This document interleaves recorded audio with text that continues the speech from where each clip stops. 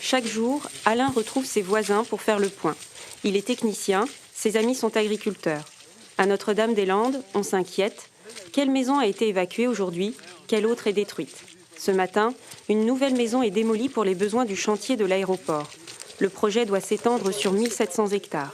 Il faut passer à travers champs pour s'en approcher. Les routes sont barrées. Les forces de l'ordre sont à chaque carrefour et aussi dans toutes les conversations. Il n'y a pas les échos en tout cas. Non. Que mardi, Mardi, mercredi, j'étais au-dessus de nous, tout le monde. mercredi, Il volait. ouais, c'est vachement calme, voilà. Ouais. Il volait 10 mètres au-dessus des arbres, on sentait son vent dans les arbres. Ah ouais. On va vite tomber sur les flics, de toute façon, à un moment donné. Mais on peut aller par là, moi ça m'est égal. Ça passe là ou quoi? Là, ça passe. Ah bon, on peut aller par là, moi je. Ben, on va voir. Ça change pas grand chose, hein. Ouais. On n'a pas de jumelles pour voir c'est quoi la société de la. Ouais, c'est un camion de la du mairie. camion là. Les habitants s'assurent qu'aucune entreprise locale ne collabore au chantier, emmenée par le Conseil général et le géant de la construction Vinci. Ils affirment aussi que leur gendarmerie a refusé de participer au déploiement des forces de l'ordre. On vous demande de ne pas approcher. D'ailleurs, on reste là. Voilà, très bien. 2 personnes vivaient ici, âgées de 68 et 85 ans. Elles étaient locataires et n'ont eu d'autre choix que de partir. Ils sont partis en fait vendredi, il y avait le même dispositif qu'ici pour casser des cabanes, hein, avec encore plus de forces de police parce qu'il y avait les CRS en plus. Et donc la personne elle est partie, enfin les 2 personnes, hein, c'est quelqu'un qui habitait là avec sa mère, et les 2 personnes sont parties, mais c'était une journée, alors il a plu toute la journée.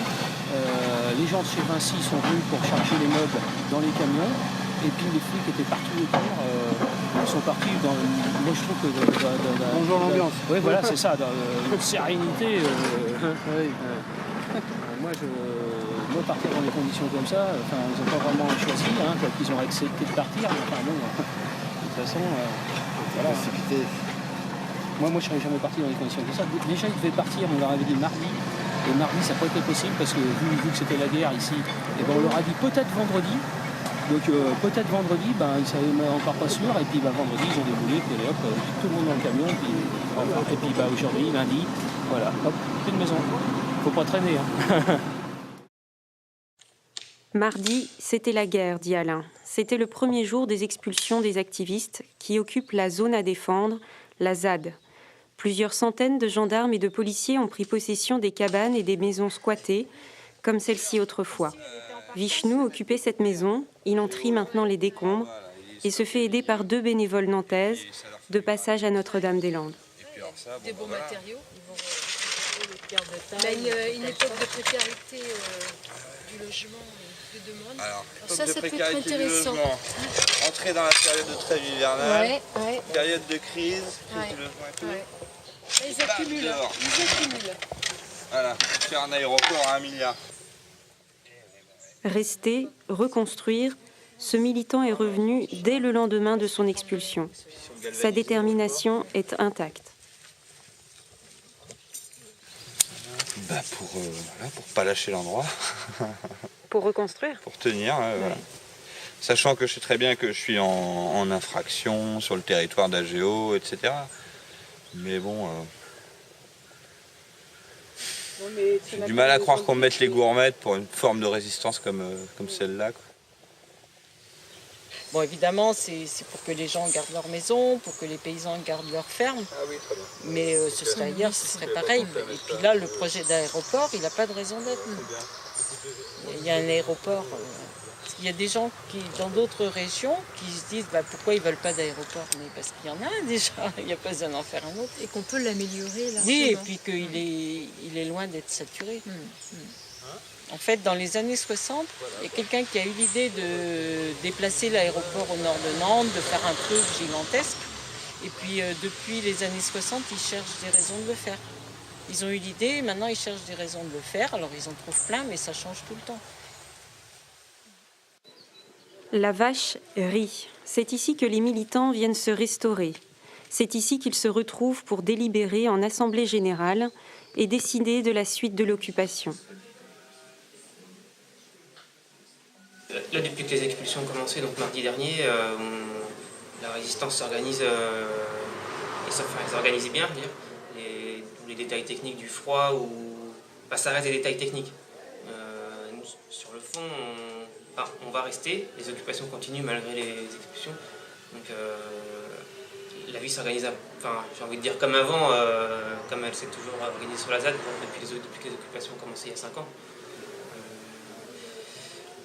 Par rapport aux expulsions, une grosse manifestation. Si les expulsions arrivent au bout, ce qui n'est pas gagné, je pense, parce que le risque d'enlisement du préfet est assez élevé, quoi. Mais si les expulsions arrivent jusqu'au bout, il y a une grosse manifestation des réoccupations qui est déjà en cours de préparation, donc qui est annoncée 4 semaines après les premières expulsions. La date n'est pas encore posée à l'heure actuelle, mais ça ne va pas tarder. Et cette manif-là sera un gros temps fort pour venir réoccuper et reconstruire la ZAD, enfin l'occupation de la ZAD. Il faudra du monde et je ne m'inquiète pas parce que le soutien est immense. Autant, moi je ne le voyais pas trop avant le début des expulsions, mais depuis que ça a commencé, c'est incroyable le soutien qui vient de l'extérieur et le ravitaillement qui arrive, c'est merveilleux, quoi. Il y a énormément de gestes de solidarité, c'est chouette, quoi. Même il y a des fois, ça commence à me faire peur. Je dis, ah non, encore, ils ramènent de la bouffe. On ne sait plus trop où la mettre. Mais non, c'est chouette, il y a beaucoup de gens qui amènent des légumes, du riz, des pâtes, de l'huile, du cubi de vin aussi. Et puis des fringues sèches, d'avoir des chaussettes sèches, c'est important. Parce qu'en plus, on a vraiment, en ce moment, il pleut tout le temps. C'est pas toujours facile d'avoir des fringues sèches, c'est super chouette. Certains agriculteurs de la région ont même aidé les militants à exploiter un terrain agricole à l'abandon. L'endroit s'appelle le Sabot et son potager nourrissait les quelques 200 activistes. On peut être militant, on peut être politisé, on peut être tout ce qu'on veut, on est des squatteurs. Et donc ça, j'ai le commun des mortels et que les gens ne comprennent pas toujours cette démarche-là. A fortiori dans le monde rural, moi je suis fils de paysan, s'il y avait eu des squatteurs près de chez moi quand j'étais jeune, je pense qu'ils n'auraient pas forcément été très bien accueillis. Enfin je comprends, c'est quand même deux mondes assez différents les uns des autres, quoi. Mais justement avec le Sabot, c'était un projet intéressant parce que ça permettait de réunir ces deux mondes-là et de pouvoir faire des choses ensemble. Parce qu'en fait on se bat contre la même chose, on n'a pas toujours les mêmes méthodes, pas toujours les mêmes points de vue. Mais je pense qu'il y a des fois on peut faire des choses ensemble et je pense que c'est important de le faire. Et du coup je trouve ça vraiment drôle que le Sabot devienne un petit peu le centre de ce qui se passe au niveau de la résistance aujourd'hui. Ils tiennent depuis une semaine là quasiment, quoi, et je trouve que c'est chouette, quoi. Et j'espère qu'ils vont jouer encore longtemps. Tenir, c'est le seul mot d'ordre ici. On prépare le pain à livrer à la trentaine de militants retranchés au Sabot. Depuis 10 jours, et malgré de multiples tentatives, la gendarmerie n'est pas parvenue à les en déloger.